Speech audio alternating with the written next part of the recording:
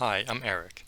My name's not actually Eric. Around March of this year, one of my classmates in software engineering showed off a cipher he made. He didn't show the unencrypted string, only the encrypted result.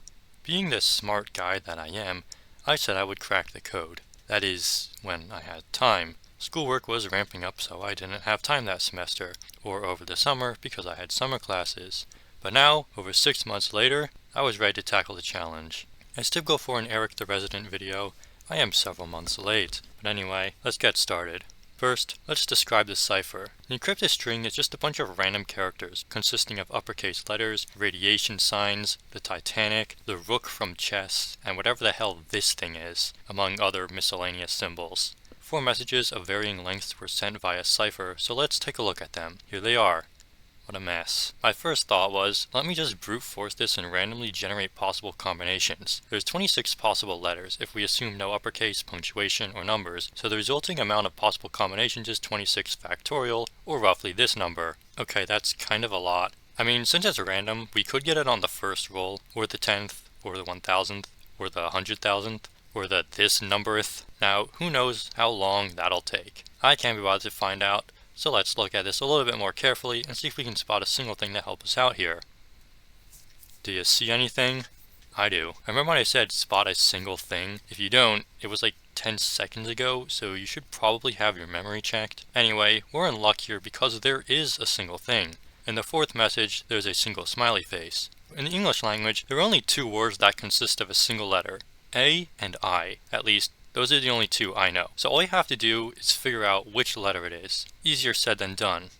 Kind of. Alongside our single character, I collected every 2-letter word. These words are important because one of the letters in each word must be a vowel. At least, as far as I know. Look, I don't know a lot, okay? Regardless, it's time to go to the interwebs and Google some stuff. I visited this site called wordhippo.com to find pretty much every single 2-letter word using one of the 5 vowels. Scrolling through the lists, I only noted down the ones that were commonly used. Words like IR or AE, or however you're meant to pronounce those, wouldn't fit the bill. Here's all the words I collected. Now it's time to use our brains, and by that I mean throw darts at a dartboard and hope we actually hit the dartboard. Conveniently located in the 3rd string first word was this conglomeration. This is a good word to test whether smiley is I or A. Combine that with a word from the 1st message, smiley caret, and we have 3 words to determine what letter smiley represents. For a while, I thought smiley was definitely not I because it made the 4th message seem like a question. If smile was I, it was possible UN was M. The word AM, not the letter.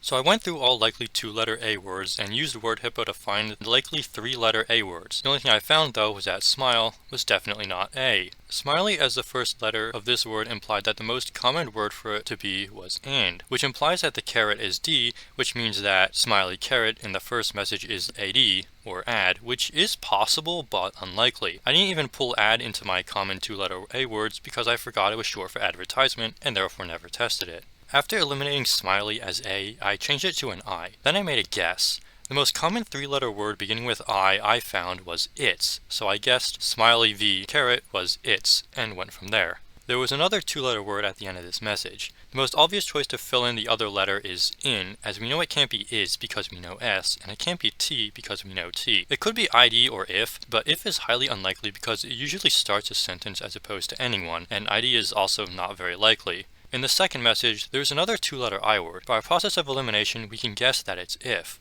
One more thing in the 2nd message. See this 3-letter word? I reasoned that these 2 are likely vowels. It won't be U or A, so that leaves O and E. We know the first letter is an S, so the nuclear symbol must be E. With all that confusing mess said and done, this is what our library of known letters looks like. With this in hand, I went for an augmented random algorithm to help me find more letters, which means pretty much I just generated random combinations for letters I didn't know and fill in the ones I did. With this system, I guessed the letters L, M, and H. Then I rolled this sentence and the code was cracked. After that, it was a matter of filling in the letters and rolling the rest of the messages to fill in what I missed. Here's what our resultant library looks like. I don't have the characters for J, Q, X, or Z as they never appeared in the messages. I wrote a simple encryptor and decryptor and sent my classmate some messages with it. As of now, he hasn't responded, but oh well. Here's a scroll through all my notes so you can see my trail of thinking if you're curious. It was a little more involved than I wrote in the script, but I'm not that great of a script writer, and once I get going with the crack, I really just kind of got going.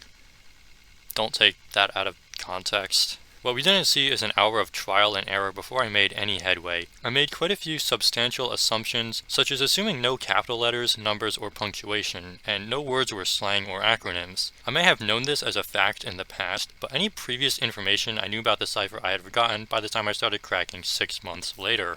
Alright, that's all I got for today, so if you made it this far, thanks for watching, and goodbye.